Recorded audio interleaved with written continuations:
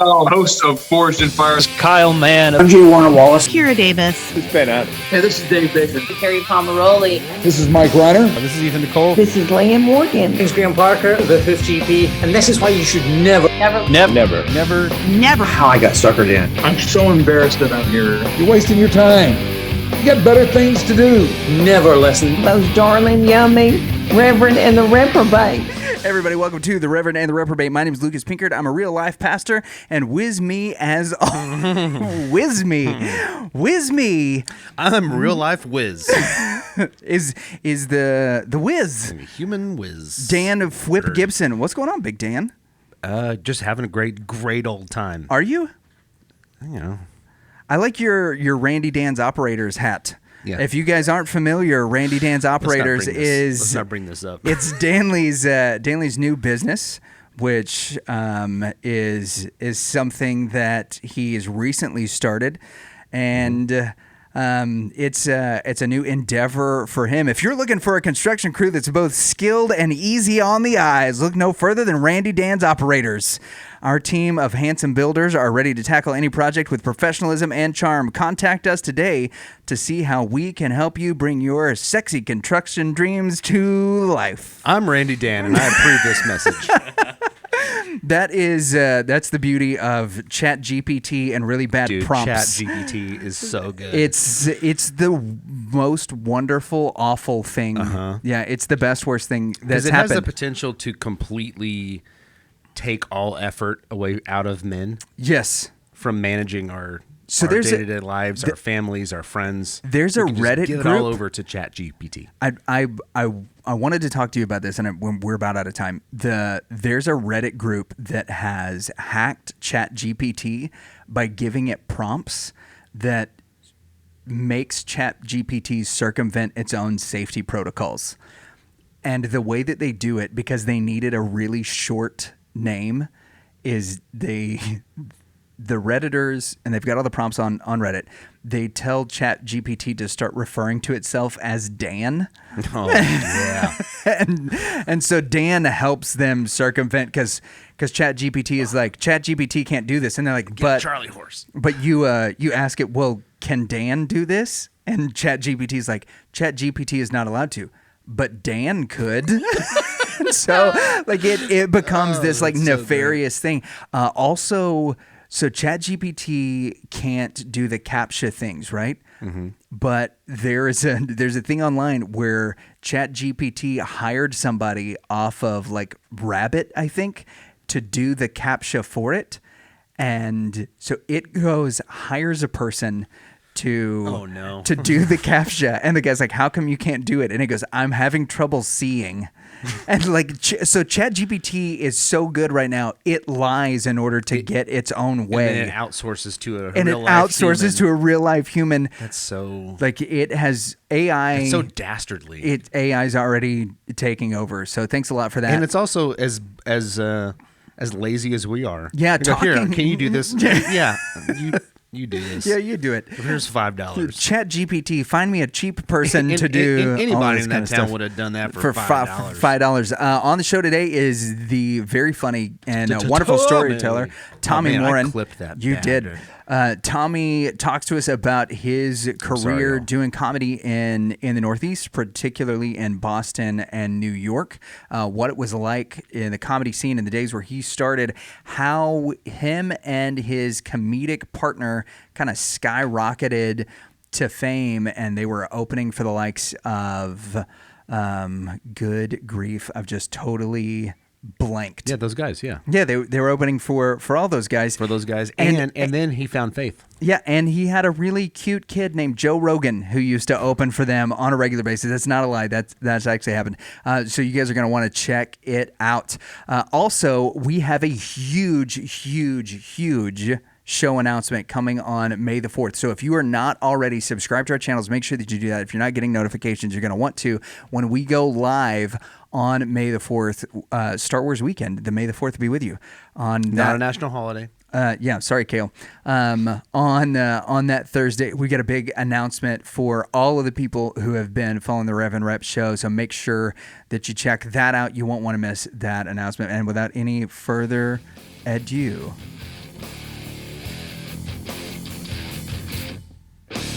Bill Hicks. That's who it was. On the sweet, clean airwaves today, Fwip is a comedy legend. He was first introduced to us by a man who plays with puppets. And we got introduced over text message. He was mentioned in our episode with David Pendleton as one of the funniest guys that he's had the opportunity to work with. It's the very talented Tommy Morin. What's going on, man? Hey, what's happening, man? How are you, Rev? I'm doing fantastic. Danley is off location today. Big D. Yeah. Well, I'm on location, but it's just a different location. It's a bad location. Well, it's not as bad as mine. I'm actually in my makeshift art studio / washroom basement dwelling. So yeah, it's not. If there's like a whirring sound, that means your wife's doing the laundry in the background. Nope, that cycle 4 just got done. Okay, great. Yeah, do you have one of those? We got from an estate sale. We got a Samsung washer, and as soon as it finishes, it plays like a little tune. That it's like, wow, it's the worst thing on the planet. Like, I absolutely hate it because you can't turn it off. So as soon as, like, I'll be on a call or something, or I'll have the baby and he's like just gone to sleep, and I'll walk through the house and the wash cycle will end. It's like bum ba bum ba bum ba bum bum, and then he's just throwing a fit I don't again. have the fortune of having. No, it just goes and wakes up the entire house at 1 a.m. Yeah, see, awesome. That's fantastic. My washing machine just is having a birthday this week. Oh wow! Congratulations. Yeah, we went and took a photo shoot with my washing machine, and I'm gonna take her to dinner. That'll be. Your washing machine just turned 35. So you spin me right around, baby, right that's it, around exactly. like a record player. All right, sorry, that was an 80s throwback. So I want to just dive like straight into your career in comedy. You've been doing comedy now for about 30 years. Yeah, and over that, 35. Yeah, so you you and Danley's washing machine both had birthdays this year. So I'm gonna pay for that one. You're in trouble now. Okay, so Oh my like how God. did you get started into comedy? And I want to know, like, up to a point, like, how do you get started? And then I want a separate question to kind of be like what your journey's been lately, because that's really fascinating. So give us, kind of that overview.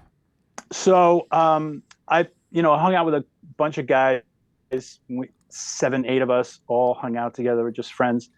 And, it was late 80s, and you go out, you hang out, and you do stupid things. And you're the only two out of me and my buddy were the only two out of everybody that really had, an ability to make everyone laugh. So we would make everyone laugh, and that was that. And one day somebody said, "Hey, you guys should go on stage." And I was like, to make, people laugh. I'm like, I already am doing that in the back of a van. So why do I have to go on, or you out at a club or something? And right. And so, we decided, okay, maybe we should check it out. So we went full throttle rehearsal for, had to be till 3 a.m. for like 6 months, just to get like 3, maybe 4 minutes tops of an act. And we went to an open mic in Providence, Rhode Island. At the time, I was living in Rhode Island. And for those of you who are listening who don't know where Rhode Island is, it doesn't exist anymore. I'm kidding. So we wound up doing an open mic, and we got a standing ovation. Wow. So we're like, oh, you know what? That felt really good. That felt really good. We went back to the drawing board and came up with another 3 minutes. Came back the following week, standing ovation. We did that 4 weeks in a row. And one day a guy came up to us, one of the comics, and said, "Hey, listen, you guys can do the same thing over and over and over again." We're like, "No, nobody ever told us that." So we wound up just kind of falling into the scene. Again, it was like 88 going into 89. My partner's name was Steve Cato. And so we billed ourselves as Cato and Morin. About 6 months after doing open mics, we wound up doing a competition. It was a national talent search. Johnny Walker and Evening at the Improv had this national talent search. And they were in Boston. 106 comics showed up on a Monday morning at a local still there today in Boston, an icon of a comedy room called Nick's Comedy Stop. And we wound up in line, 9 o'clock in the morning. There's a line of 106 comedians on a Monday morning. Like, comics are just getting in at 9 a.m. There's a line out the door. And we came in third out of 106 comedians. Wow. And from there, the phone rang off the hook. And it really was meteoric. I've said that before, but it was so fast. Everything happened for us so fast. You're talking like no social media whatsoever. It was all on phone, all word of mouth. We wound up going from open mic to middling because nobody wanted to follow us. Our act was very high energy. We had a lot of props, and it was two of us. So a single act back then, we were an anomaly to say the least. And a single act back then did not want to follow us. So we went from open mic to middling to headlining in just under a year. Wow. Because when I think of a comedy duo doing stand-up, I think of Abbott and Costello, the Sklar brothers, that type of thing, which are two different styles completely. But that makes me, kind of, I'm curious about the style of the comedy duo that you had that saw such early success. Like you said, you got a standing ovation after day one. Yeah. What was your approach? What style did you guys follow? We did props. Yeah, we did parodies on television. We did parodies on movies.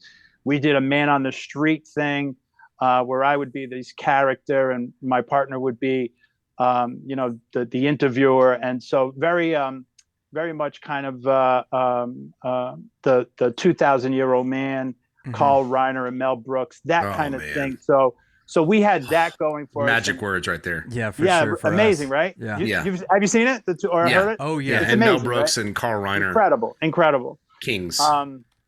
So we did that kind of thing where and then we started incorporating the audience, where we would break down that quote unquote third wall and just go into the audience. I used to do this Elvis thing where I would go into the audience, start singing to, one of the ladies in the audience. And so now I'm in the audience, which nobody was doing other than like maybe Robin Williams. But back then, hardly anybody was, diving into the audience and just kind of saying, okay, this is our world. This entire room is our universe, not just the stage. And so that made it for a much more engaging act. And people were like, oh my God, you never know what's going to happen with these guys. And it was that kind of thing. I'm 6 feet at the time, it's the late 80s, early 90s.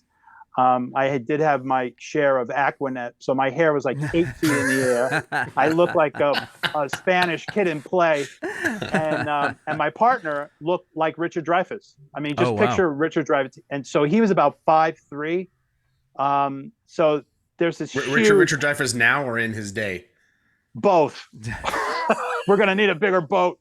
So. So it's this huge, I'm this tall, he's this short, we're going back and forth. And he had a cockeye that actually went off to the side a little bit, wore glasses. And so he looked very much like, the professor or the educated one. And I was there with my motorcycle jacket, my black T-shirt, black jeans, black pointy cowboy boots, and the hair. And so we had this visual that was so different than anybody had. And that stood us apart as well. So when you're talking about like going into the crowd versus like what we think of like modern day crowd work, which is basically just a person, the comedian remains on stage, right. they either find hecklers or they find people to make fun of. What's crowd work like whenever you're in the crowd amongst, the people and the tables and all that? How does that differ from just doing the stuff from the stage? I would literally walk into the audience doing the routine, whatever we were doing, and then grab an empty chair or tell someone to move, stand on a chair or stand on a table.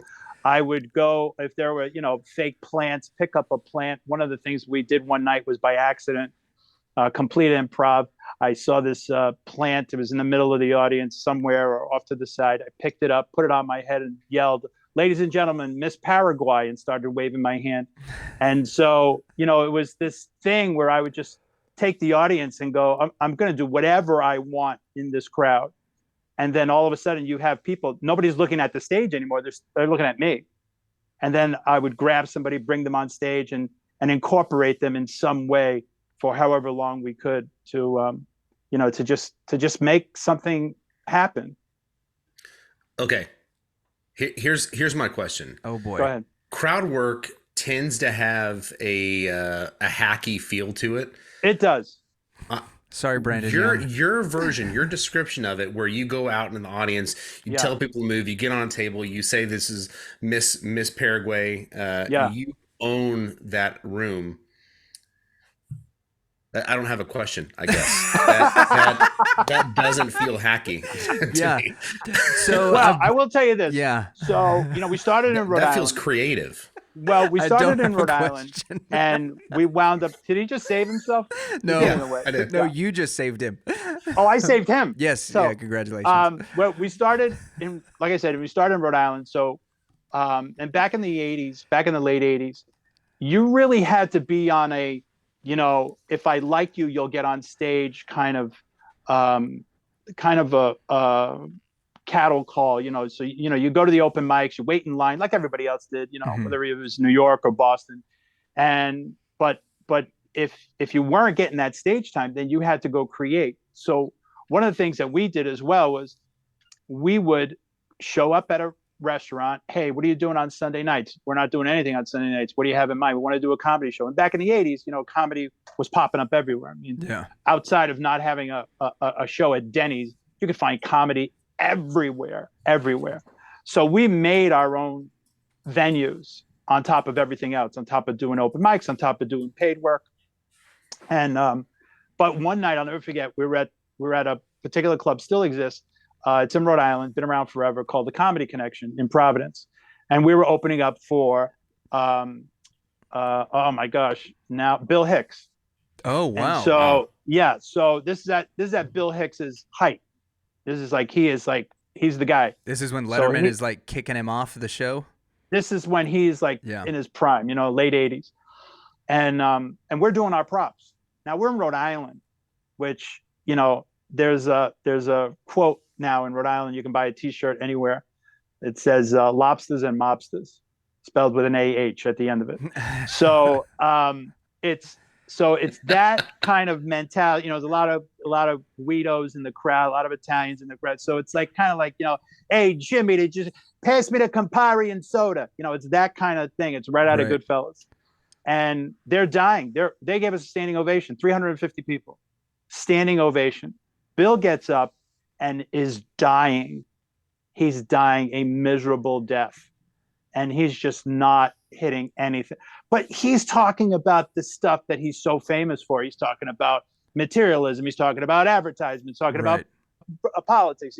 And we're up there going, da, da, da, da, da, da. It's just like this wigs with the thing. And finally, Bill looks up and he goes, and we're standing off to the side of the stage. And he goes, hey, you got a wig I can use? This ain't working. And my heart broke because I'm like, dude, what you're doing, I want to do.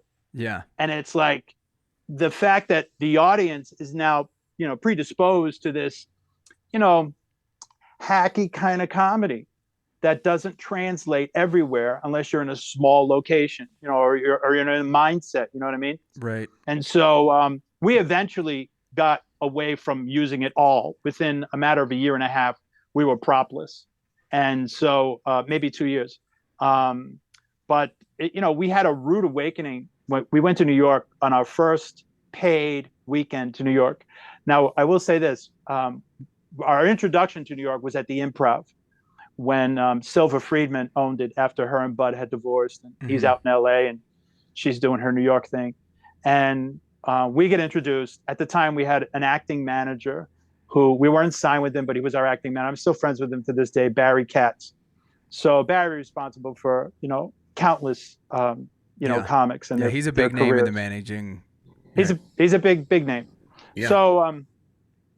So he sets us up at the Improv, our introduction to New York City, within a year and a half of doing stand-up. And so it's a Sunday night. It's the open mic night, but we don't have to wait in line. We go up, we got our props, we got this, that, and the other, and we get a standing ovation. by the comedians as well. Yeah. They went ballistic, and it was like, oh my gosh, we just broke into New York. This is going to be amazing. Well, it wasn't exactly what we thought it was going to be.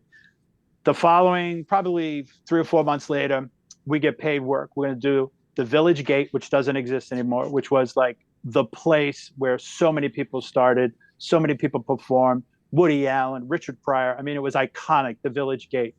And it was right around the corner, a couple of blocks over from the Boston Comedy Club. So you would go from, in order to make money, you would go from one club to the other, back and forth, because New York paid like $50 a whack. So you would do, like, on a Friday night, you could easily do 8 shows.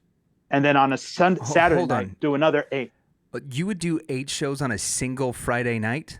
So you'd go from 7 all the way till 1, sometimes 2 o'clock in the morning. You do a 20-minute set at one club. You run down the street, do a 20-minute set at another club. You go back to the first club, do a 20-minute set. You go back to the next club, and you do that 4 times, 8 shows. Good grief. Also $50 a whack.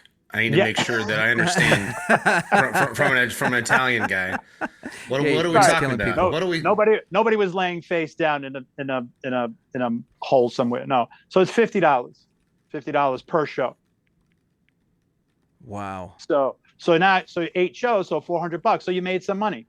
So you do it again Saturday. Now you leave in New York with $800 in your pocket. But anywhere else in the country, as a headliner, you'd get like $300, maybe even $400 to be a headliner. In New York, they were doing you a favor. You were in New York City. They were paying you $50, top dollar, $50 back then. That's and insane. Some of it still exists today. Yeah, I was gonna say I have heard that a lot of clubs haven't evolved very well in the pay structure. None. It's kind of the same, right? It's the same. It's the only business, and I've talked to so many comics about it. The only business that the numbers have not necessarily changed at all in 30 years. Yeah. In 30 years. Like the girl at my local grocery store is making $20 an hour bagging. Like in 1992, she was getting $3. Like, how does that even work? It's crazy. Yeah, it's crazy. We got comedians that are not encouraged to, it's not encouraging business to get into, right? You got to hustle, man. You got to really work hard. A lot of guys get stuck on a cruise ships because that's where you're making a ton of change. Or, if you're doing a large venue, let's say you're doing a theater, which is where you can make money, or you're doing a private gig, or you're doing a corporate, gig, or maybe you're involved with NACA, which we were at the time. NACA, which is the National Association of College something or another. But there, I remember doing NACA back in, the late 80s, early 90s, and we did 11-day tour of colleges in the Northeast, and I came home with like 14 grand. Yeah. So the college. That sounds pretty good. No, yeah. But here's the thing though. Nobody from NBC is showing up at a college. Right. Nobody's going to a private gig. They're going to show up at a club. Now, of course, things are so different. But back then, you had an audition night. I'll never forget. Like I was saying before, when we did the first time we got paid in New York, we were in back and forth. This club. It was a Friday night. We're doing our wigs. We got wigs. I got white baby powder and this whole hats and this, that, and the other. I mean, all the stuff, right? I mean, other than being like Carrot Top, who has 2 18-wheelers, we had like a bag full of stuff. Yeah, that dude is killing it. Crushing it. 2 18-wheelers full of stuff. Like, you can say whatever you want about Carrot Top.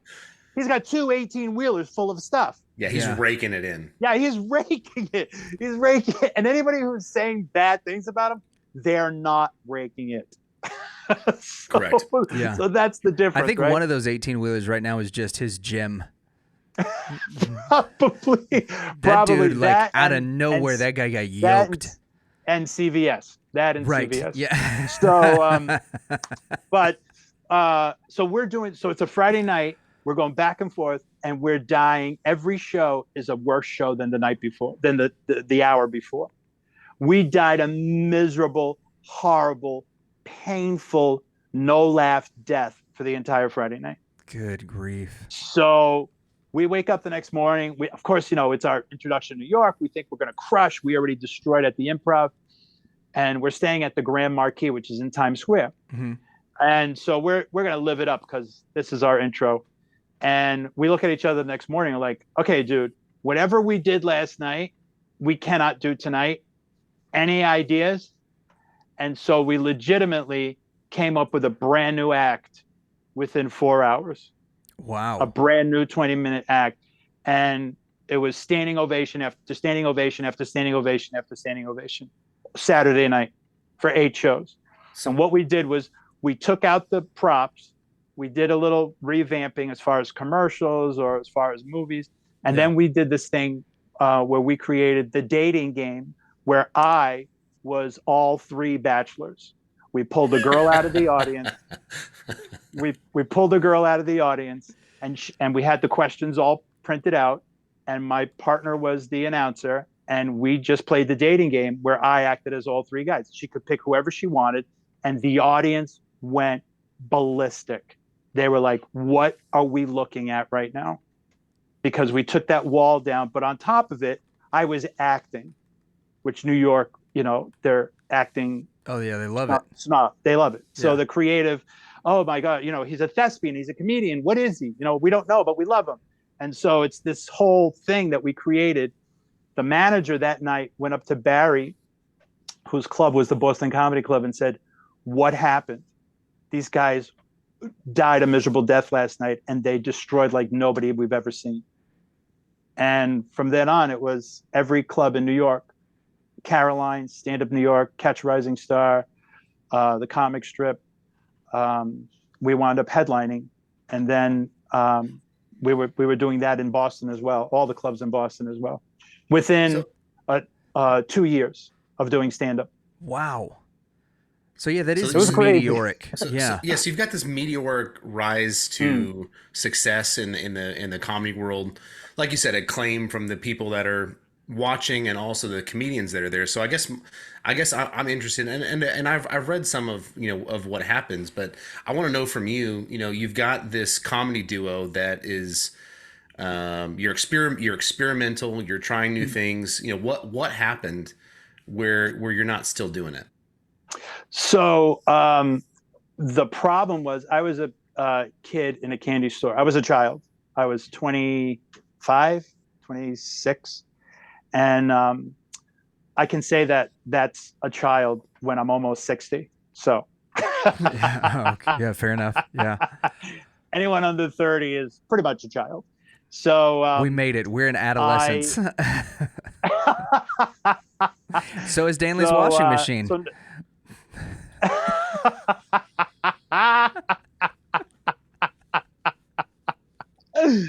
So nobody was saying no to me, and that was bad.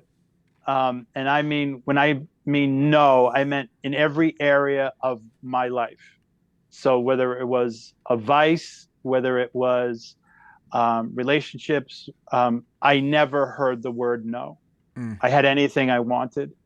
And the other thing too is I never had to pay for anything. So everything was free. So as long as you're doing this, it's the red carpet. Yeah. And that's what it was like for us.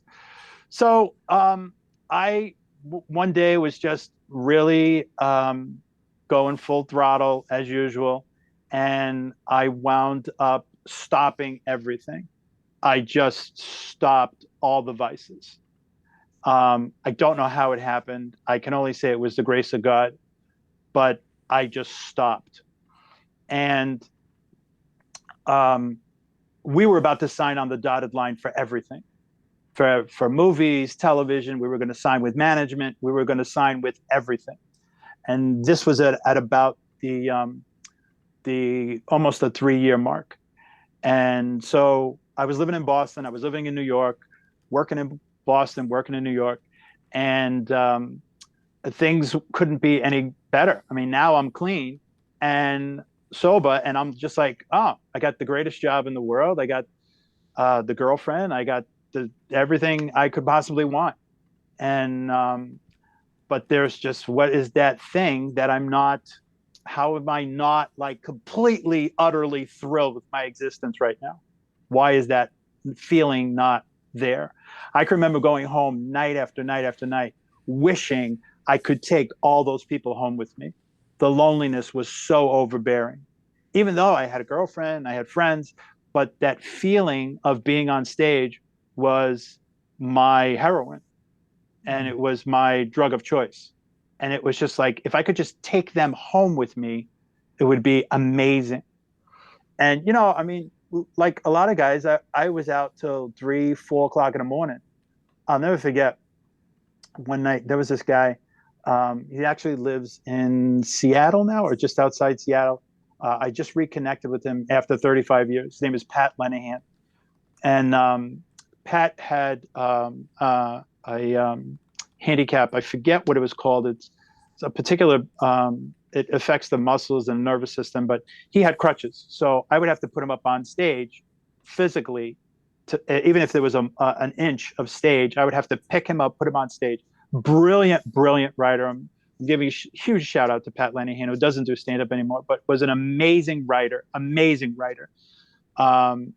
I'll never forget one time, his opening line was, so you got a picture of this guy, probably 70 pounds soaking wet with crutches, long ponytail, rat tail.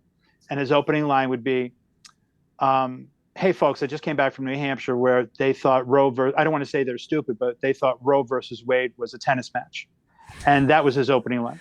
And this is back in the 80s, which is like, that's huge, right? So, and then he would say, don't worry, folks, it's okay to laugh because if you parked in my spot, I had you towed. And then he would go into, so anyway, one night we're all hanging out and there's probably about 7 or 8 of us. And it's 3 o'clock in the morning. And of course, we're all binging. And I hit Pat. I elbow him by mistake. And he can't catch himself. So he goes down like a ton of bricks. And when he hits the floor, he splatters out like a fly on a windshield. And everyone's looking at me like I am Satan. How could you possibly have just done that to this human being? And I'm looking going, oh my gosh, Pat, dude, I'm so sorry. And all of a sudden, out of nowhere, and I got a picture, it's 1989, 1990. Yeah. He looks up and he goes, live from New York, it's Saturday night. Oh, so brilliant, good. Brilliant. So good. We all fall down. It was just amazing, amazing. But again, that was my family. That was the people that I surrounded myself with. So when I couldn't be with them, I mean, it was utter loneliness. And so I'll never forget, you know, one of the things that you know as well as I do, God will use these seeds in our life, especially before we come to him. And one of the things that happened to me was I'm working in at the time was the combat zone. And the combat zone was like what New York was back in, you know, the late 80s. It was a war zone in Boston. The theater district was a war zone. I mean, prostitutes and drug dealers, everybody's doing everything in the open. I mean, you literally just roll the dice. And if you're not going to get mugged, you know, to not get mugged. And really, really hardcore gangbangers. I mean, it was just a zoo. And I'm sitting on the steps of this place called, at the time it's called Duck Soup, or the Wilbur Theater, which is there now, but they called it Duck Soup after the Marx Brothers movie. And I'm sitting there and I look across the street and there's this guy in a beat up white Cadillac convertible. I could see the red leather interior. It's like 10 o'clock at night. And he's got this megaphone. Jesus loves you. Jesus wants to come into your life. And I'm dying. I think it's the most hysterical thing I've ever seen in my entire life. I'm like, this guy needs to be my opening act. This guy is, I'm bellied over, dying, laughing. Hysterical. I'm thinking this is the funniest thing I have ever seen in my life. With the Cadillac and this guy with his trench coat. He looked like a beat up Columbo. I mean, other than saying, excuse me, ma'am, I don't mean to bother you. I'm sorry. But this guy, I'm dying. I can't get enough of this guy. So that's a really nice shirt. Oh my gosh, that was amazing. That was amazing. $16 is not a good deal. I just want to know, how did the cat get into Cuisinart? That's my only question. So a friend of mine at the time, Eddie Brill, who actually winds up becoming the talent coordinator for Letterman years later, comes over and he says, Tommy, I actually still friends with him to this day. Great guy. says, hey, you're on in like 5 minutes. I go, dude, I grab him. I pull him down. I go, watch this guy. He's amazing. He's so funny. Okay, that's that, right? So the next seed that shows up, I am in the middle of the throes of my activity. It was just insanity, what I was going through. And it was Christmas time of 91. And we were at a huge party in New York. I'm 22 stories up, Times Square. It's a Toys for Tots party, but it's Babylon. I mean, it's models, cocaine, and comedians. What could possibly go wrong? Nothing. It's just, it's the perfect storm. It's a recipe for success. So it's just ready for just an implosion at any second. And I find myself on the balcony of this apartment, 22 stories up, and I'm talking to this woman who's a model. And I wind up saying to this woman, you know, you're not going to be a model your whole life. What are you going to do? And she looks at me with this, by the way, she looks at me with this Southern accent. The Southern accent was my, bucket list. Like I wanted to date a woman from the South. I know you guys are in Dallas. Oh, they're the best. I mean, just as I wanted to hear, hi, sweetheart, can I get you a biscuit or a cup of coffee? I'm like, yeah, and you can kick it. You can throw it on the ground. You can step on it. You can give me shards of glass with it. I don't care. Just keep talking to me. My gosh, this is amazing. Yeah. So, so she says to me, I want to be a gospel singer. And I'm looking at her going, wow, what the heck is a gospel? I don't even know what the word means. I have no idea what the word means. So she says to me, you know, I want to be a contemporary Christian artist. I'm like, I'm sorry, honey. You're speaking Japanese. I have no idea what you're saying to me. She says, you know, I want to sing in church. And the only thing in my head is there's going to be this beautiful model sitting in the back of a church going, Moti potate. I'm like, why is this happening? Why would you? 2 days later, I get a phone call. A buddy of mine calls me up, another comedian in New York. And he says, hey, do you remember that girl you met at that party? I said, yeah. Well, she can't stop talking about you. I'm like, you're kidding me. Oh my gosh. Yes, this is awesome. And at the time I was dating this other girl in Boston. And I'm like, okay. And I'm already, my plan in my head, I'm going to dump the girl in Boston, pick up the girl in New York. This is awesome. Fantastic. And he says, but there's something you got to know about her. I'm like, what? He goes, she's a born again Christian. I'm like, dude, what the heck is that? And he knew less than me. And he says, I think she's Amish. I'm like, what? I'm like, she's making her own furniture? What is she doing? How is that even possible in the middle of Manhattan? All born-again Christians are essentially Amish. Right. Yeah, so, yeah, for sure. So that's the second seed that gets dropped. 2 months later, that's when I went completely clean and sober. I stopped everything. I'm dating this girl who says to me, we dated for about a year. She says, hey, by the way, I got to tell you something. I want to go to church. I'm like, she goes, you know, I just feel like I need to get back to a relationship with God. And I'm like, to do. Yeah. Well, who's the mark? Yeah. Yep. I'm going to be the mark in about 2 seconds. So she says to me, well, I've been running into this family friend who led me to the Lord when I was 16, and I've been away from God, and I never told you, and this, that, and the other. And she tells me about this miracle that happened to her, and I'm like, oh my gosh, what the heck? She goes, would you like to come to church with me? I'm like, fine, whatever.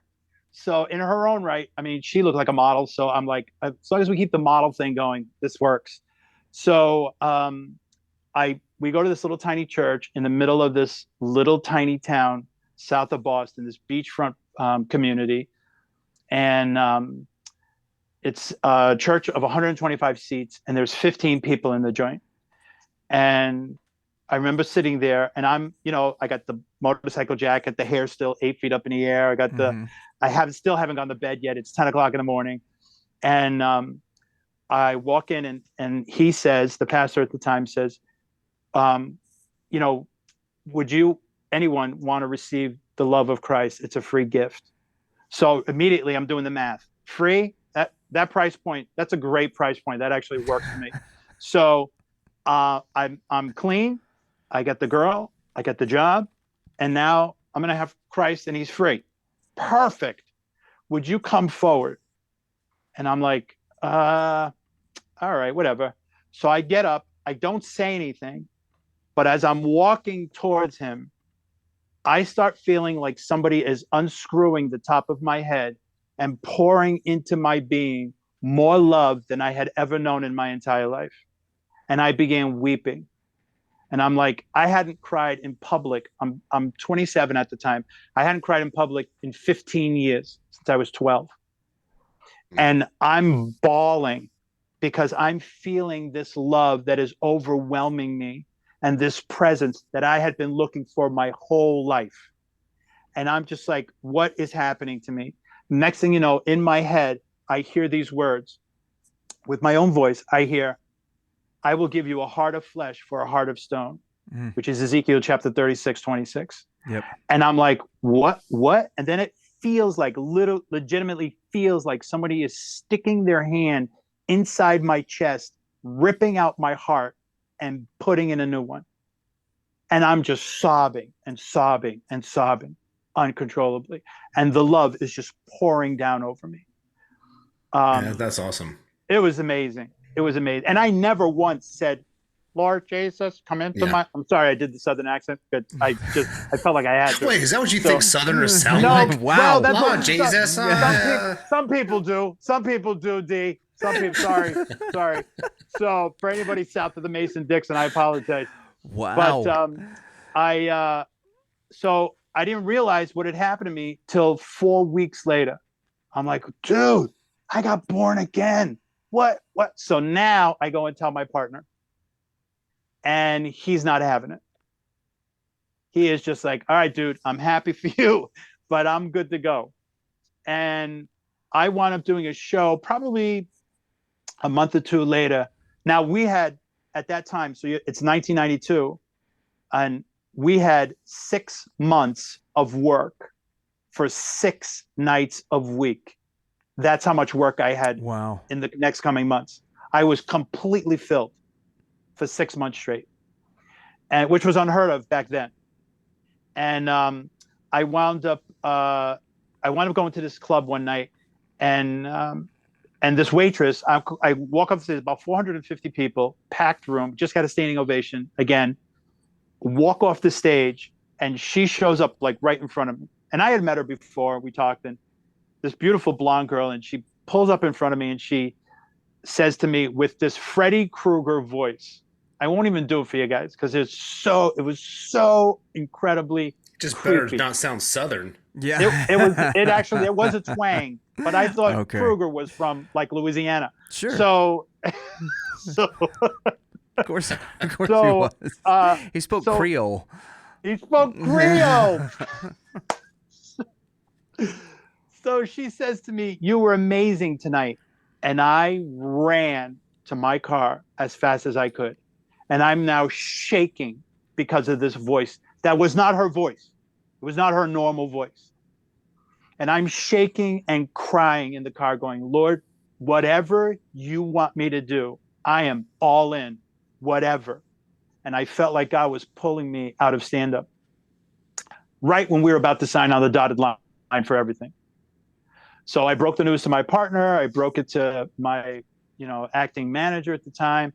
And then we wound up stopping 6 months later. I never thought I would ever do stand-up ever again. I put the microphone down and said, okay, that's the end of that life. 3 months later, a woman came up to me and said, hey, would you be interested in sharing your story? I'm like, I got a story? What story? She goes, how you came to the Lord in your life. I'm like, oh. She goes, that's your testimony. I go, I didn't even know I had one. This is so cool. What the heck's a testimony? She's like, oh, you got to just talk about what God had done. And I'm like, yeah, where are we going? The Framingham State Women's Correctional Facility in Massachusetts, which was the only one of its kind. And there were 200 women and myself. I was in a maximum security unit, no microphone, no sound system. I wound up sharing what God had done in my life, what God had done through my life, cleaned me up, brought me redemption. They went to their feet 6 times. I thought there was going to, I'm looking at these people going, these women stomping on their feet as loud as you can imagine. I'm yelling everything because I got no microphone. I'm surrounded by 12 armed guards, all wearing sunglasses. Like it's a scene out of Cool Hand Luke. Everybody's got shotguns. Anything could go wrong at any second. And I'm like, okay, God, whatever you want, here I am. what's next? And after that, it was churches, prisons, colleges. I wound up doing the college circuit through an on-campus ministry in Boston. So I've been at Harvard, MIT, Boston College, you name it. I've done it in the past 30 years, but always comedy and then ministry. So when in the past year or so, God really has spoken to my heart that I'm sending you out again, but this time I just want you to do the stand-up. And I'm like, yeah, how's that work? So that's kind of where we're at right now. And I know I sent you guys a video. The video you saw, I hadn't done an hour set of just stand-up in 30 years. Wow. Yeah. So that's kind of where we're at. So now I'm on the Reverend and the Reprobate, and my career is about to take off. I can feel it. Either that, or you're going to end up where you were in 1992 with which won't be too bad because I'll be cleaning the toilet at the church, which is all right. That'll be I'm good great. with that. So Tommy we talked on the phone a little bit. He tells me this story, and he sends us the video of him speaking at this women's conference. I asked him, I was like, was that the women's prison that you were speaking at? And he was like, no, that was a women's conference. That was a ladies' event. I was like, oh, okay. Same outfits, but all right, it makes sense. A lot of orange. Yeah, a lot of orange. Little less orange. Right. Little less orange at the women's conference. Yeah, but no, you did great. You had a great set. What's it been like picking the microphone back up? Like, does it feel natural, or do you feel like things have changed for you, or was it like, kind of like they say, just riding a bike? In two ways, it was natural, and it was exciting, fresh, new, because I know where I'm going, kind of as far as the work, what I'm doing behind the mic. I mean, I'm a pastor as well. I got credentialed locally where you guys are at through Christ for the Nations, which is in Dallas. Did they make you do the accent? Did they make you give your dissertation in a Southern accent? No, because the guy who was the president was actually from New England, so we understood each other. So it was so funny when I did that women's conference. I said to them, "Okay, I got a disclaimer. I started off in Jersey, right across the Hudson River. New York City I could see it. I shot growing up as a child till I was about 12. I've bbeen in New England for almost 40 years now. Yeah. So I say water, daughter, quarter, but I do say ka, fa, ba. Right. I sound like I'm walking around with a concussion most of the time. And so, but no, the guys in Dallas at the time, he was from New England. He was the president of the university, friend of mine. And so we were able to do that. But as far as the stand-up, you don't know what you're getting yourself into every night, like most comedians. Right. Make sure that whatever's coming out of your mouth is strong and hard and funny.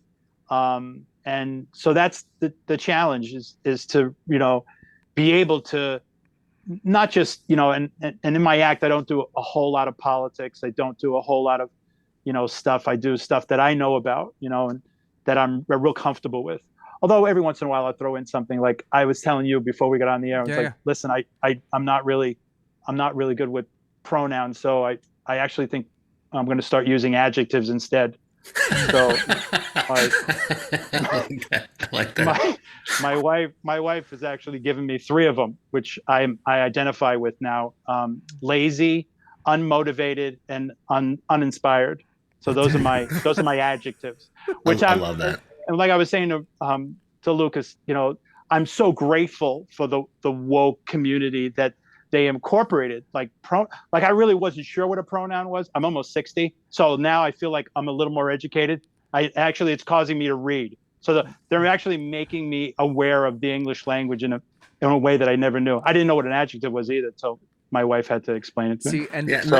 To be fair, no one knows what any of those are. No, but this does make sense. They say it started at the university level. It makes a lot of sense. And maybe it was an educational tool, though we just taken it a little too far. If they just came out and said, "We just want you to read. Can you all just read again?" It would have been so friendly. Everybody would have been on. It would have been so nice. Nobody would be arguing. Be awesome. But so my act, as far as what I'm doing and what I'm saying. It's just really mostly, what I know, what I feel comfortable with. and then just make it as funny as possible, and not try too hard. Not try too hard. That's the secret. You try too hard, everybody knows. Yeah, it comes off desperate. Well, Well, I am curious. Please be curious. You had mentioned, the woke community, and also, we talked earlier about the comedy clubs not evolving very well. Support local comedians, and I'm wondering, have you paid attention to, do you have any interest in the Austin scene? Because there's very recently, in the past week, I believe, Comedy Mothership has opened up in Austin, which is Joe Rogan's new club. That I think he even says on the on their website, or the tag of Comedy Mothership is fighting against the woke community. I don't know if it's that specific, but but there's a big push in Austin, a little surprisingly, to really push for comedy at all expenses. So I'm curious, do you have any plans to go to Austin, as you're reemerging? Have you paid attention to what's going on? Something is so funny you're saying that, man. How crazy is this? This morning, somebody sent me a text, and it was this TikTok text where Bill Burr was talking about his career, and they were showing these drone images of the mothership. And I'm just like, what the heck is the mothership? This is the first time I've heard about it. So you're actually the second time I've heard about it. Yes, and I'm like, love being number two. Yeah, it is like crazy. We're the first loser. Well, number two is always confirmation. So sure. You see how see what I just did? Yeah. I just saved you again. I did this twice today. Yeah. I saved you twice. In this episode, you saved him twice. In this one episode. So, man, something, I am going to dive deep into it because I'm not aware of it. And, of course, Joe started in Boston. I can remember when Joe used to come. We had a show on Monday nights, and Joe would, before he moved down to New York, he would come on our show, and we had a show in Providence as well, and Joe would come and do open mic. And my partner was a big fan, really sweet kid at the time, another New Englander. But I would definitely check that out. I would definitely check that. That's so cool. We also think Joe Rogan is a sweet kid.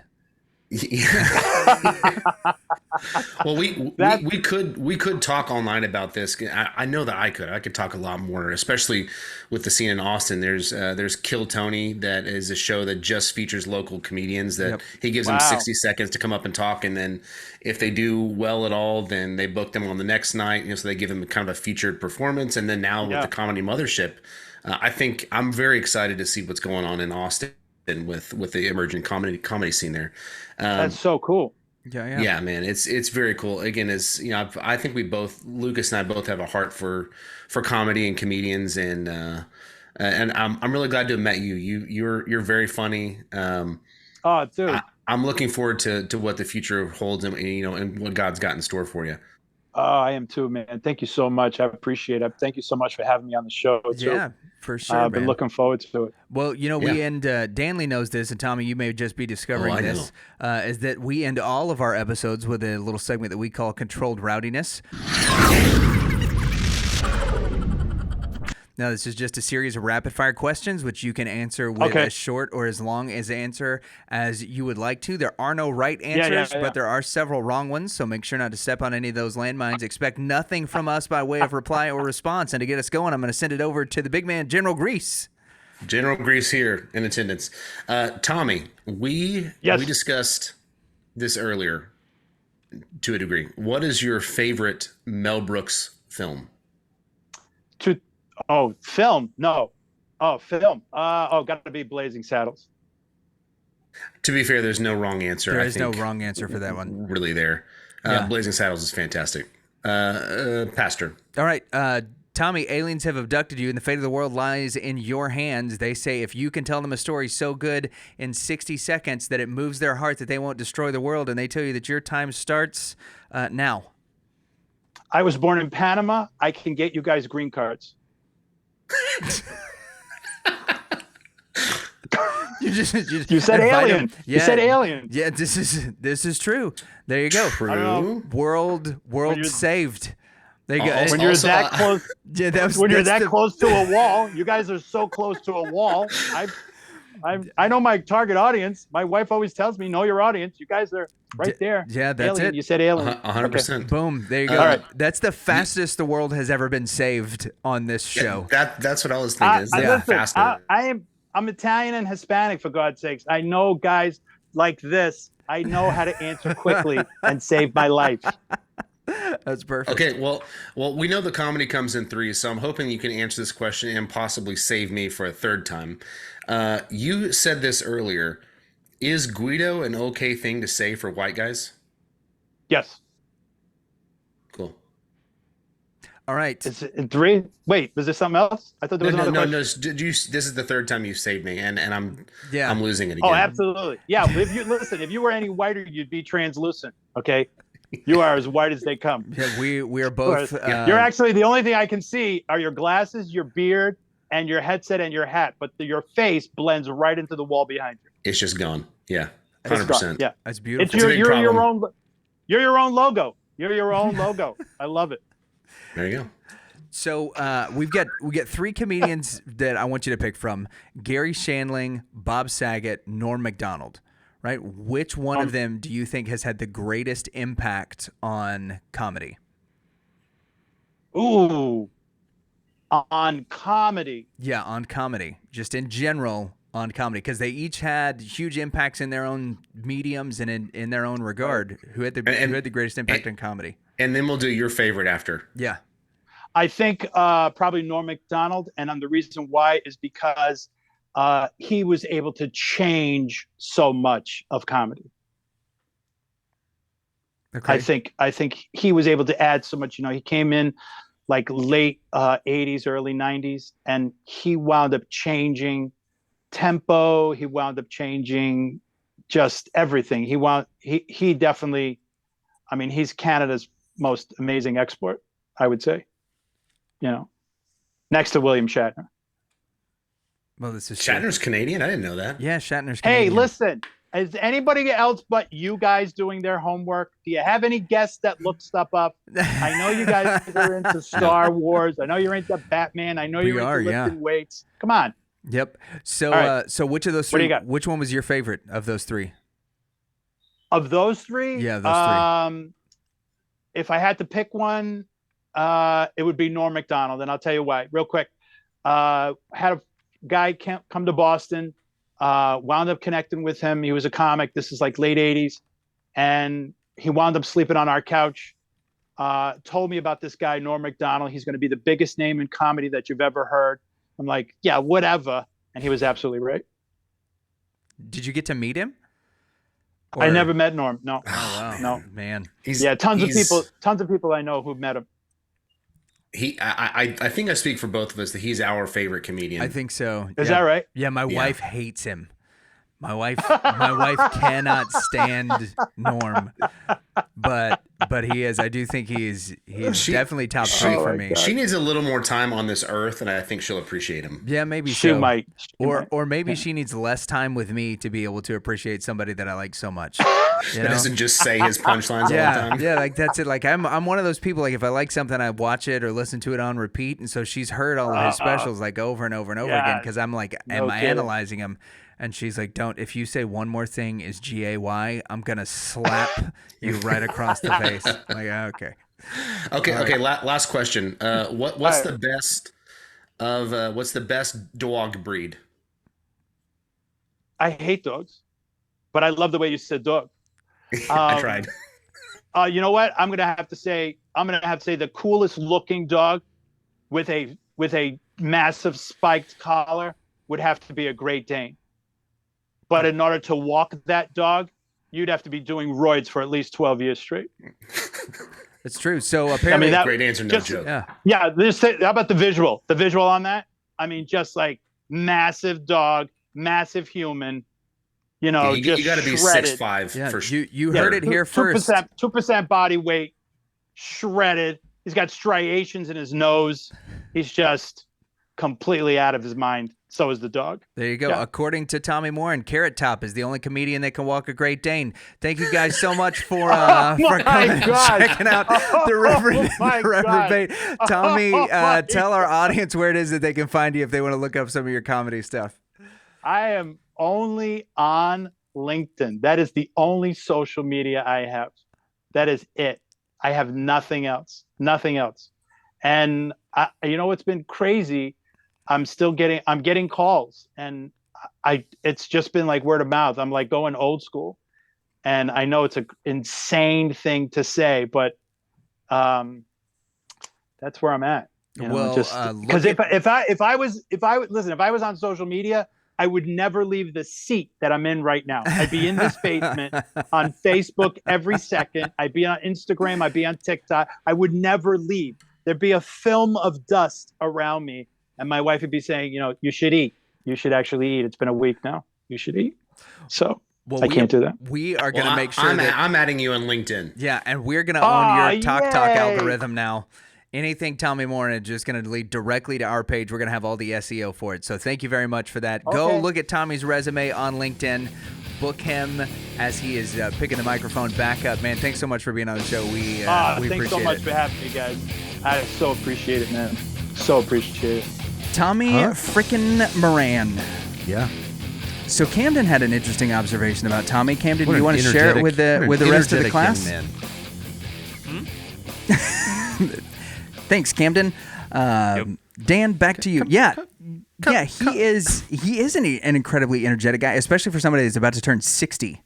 Come on, nephew Cam. How you doing? Yeah. I loved listening to Tommy's stories. Camden's feedback was, that guy can talk. Okay. But, I think that's one of those Yankee qualities. Also, his Southern accent that he did, his fake Southern accent is one of the most atrocious things I've ever heard in my entire life.